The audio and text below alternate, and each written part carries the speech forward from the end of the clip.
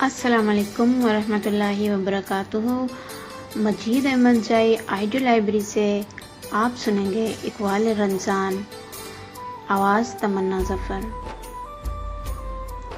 دنیا کی مثال اس سواری کی سی ہے جو تھوڑی دیر سایہ لینے کے بعد درخت کے نیچے رکا، پھر اسے چھوڑ کر آگے چل پڑا۔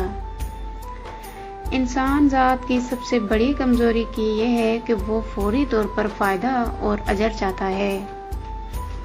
بندہ جب اپنے علم کے مطابق عمل کرتا ہے تو اللہ تعالیٰ اس کے علم میں اضافے کے ساتھ ساتھ ثابت قدمی بھی عطا کرتے ہیں۔ انسان کو نیکی کے کام میں جلدی کرنی چاہیے، اس سے پہلے کہ مواقع ختم ہو جائیں۔ جہاں کوئی چیز، خوبی یا نعمت دل کو اچھی لگے، ہائے کرنا یا حسد کرنے کے بجائے اللہ تعالیٰ سے دعا کریں کہ یا اللہ تو اپنے فضل سے مجھے بھی عطا کر۔ دین کی سمجھ آ جانا بہت بڑی نعمت ہے، کیونکہ دین کی محبت اور عقیدت ایک چیز ہے اور سمجھ بوجھ دوسری چیز ہے۔ علم حاصل کرنے کے لیے گھر سے نکلتے ہیں تو فرشتوں جیسی مخلوق اپنے پر پھیلائے رکھتی ہے۔ آخرت میں انسان اسی کے ساتھ اٹھایا جائے گا جس سے وہ دنیا میں محبت کرتا ہے۔ تو دیکھنا یہ ہے کہ دنیا میں ہماری کمپنی کن لوگوں کے ساتھ ہے۔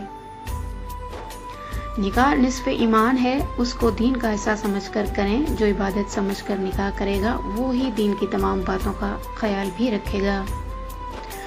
ہمیشہ چھپا کر نیکی کرنے کا موقع نہیں ہوتا، ہمیں اپنی نیتوں کو بھی درست رکھنا ہے۔ بعض اوقات گناہوں کی سزا دنیا میں ہی مل جاتی ہے، جس میں انسان نعمتوں سے محروم کر دیا جاتا ہے۔ جب انسان نیکی کی طرف دوسروں کی رہنمائی کرتا ہے، ان کو کام میں شریک کرتا ہے، تو جتنے لوگ اس کو کرتے ہیں وہ اس میں بھی اجر کا برابر شریک رہتا ہے۔ اس دنیا میں عالیشان گھر بنا کے دوسروں کے لیے چھوڑ جانے سے بہتر ہے آخرت کا گھر بنانے کی فکر کریں۔ برائی سے منع نہ کرنے والا ویسا ہی ہو جاتا ہے جیسے برائی کرنے والا جو برائی سے روکتا نہیں، وہ بھی اس میں شامل ہو جاتا ہے۔ بے شک اللہ خوب دیتا ہے اسے بھی جس سے محبت کرتا ہے، اور اس کو بھی خوب نوازتا ہے جس کو آزماتا ہے، مگر ایمان فقط اپنے خاص بندوں کو دیتا ہے۔